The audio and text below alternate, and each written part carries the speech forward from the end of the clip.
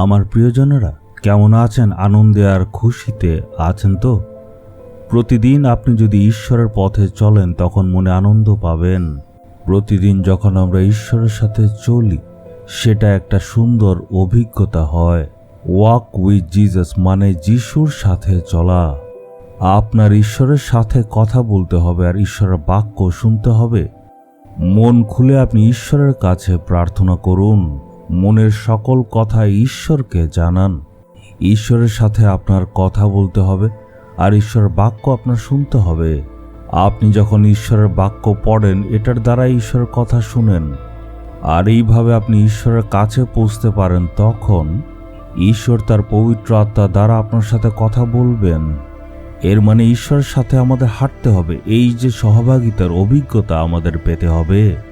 চলুন দেখি ঈশ্বরের বাক্য কি বলছে। গীতসংহিতা 84 অধ্যায়ের 5 পদ। ধন্য সেই লোক যার বল তোমাতে, সিয়নগামী রাজপথ যার হৃদয়ে রয়েছে। ধন্য মানুষ হচ্ছে যে ঈশ্বর থেকে আশীর্বাদ পায়। আপনিও ধন্য, আপনিও আশীর্বাদ প্রাপ্ত, কারণ আপনি প্রতিদিন ঈশ্বরের বাক্য শুনছেন। সেই ঈশ্বরের আশীর্বাদ আমাদের প্রাপ্ত করতে হবে, কিন্তু সেটা আমরা কিভাবে করতে পারি? বলুন, প্রভু আপনি আমার শক্তি।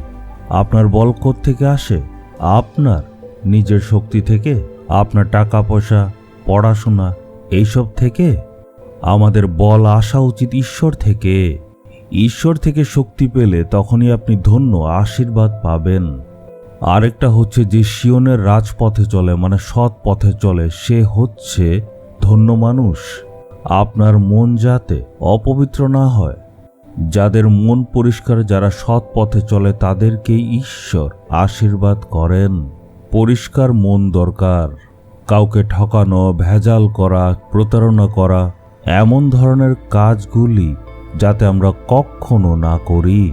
মনে সততা, কাজের মধ্যে বিশ্বস্ততা, চালচলনে পবিত্রতা, এইসব চরিত্র ঈশ্বর দেখেন। আমার চিন্তাধারায়, আমার দৃষ্টিভঙ্গিতে, কথাবার্তায় আমি যাতে সবসময় সৎ থাকতে পারি। আপনি যদি চাকরি করছেন আপনার মালিককে ঠকাবেন না। আপনি যদি ব্যবসা করছেন আপনার গ্রাহকদেরকে আপনি ঠকাবেন না। সবসময় মনে রাখবেন ঈশ্বর দেখছেন।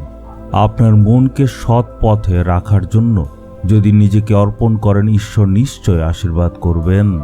অনেকেই আছে যাদেরকে লোকেরা দেখলে বলে এই মানুষটা সিধে কথা বলে না, এর চোখের নজর ঠিক নয়, সে অতিরিক্ত বেশি চালাক। এর মানে হচ্ছে সে একজন প্রতারক।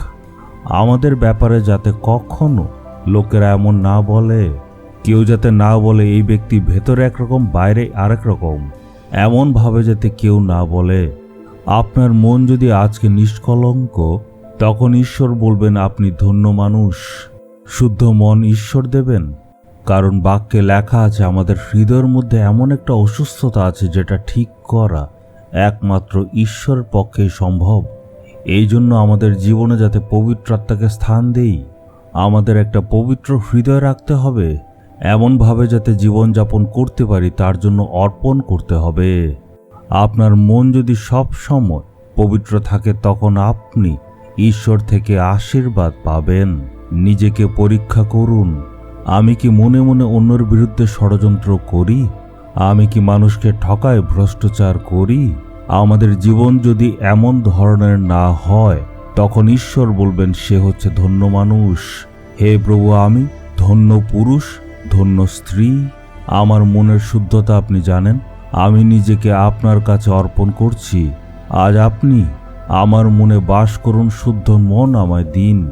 আমি নির্মল হৃদয় নিয়ে চলতে চাই, তাই নিজেকে অর্পণ করি। যিশুর নামে আমি চাইলাম, আমেন, আমেন।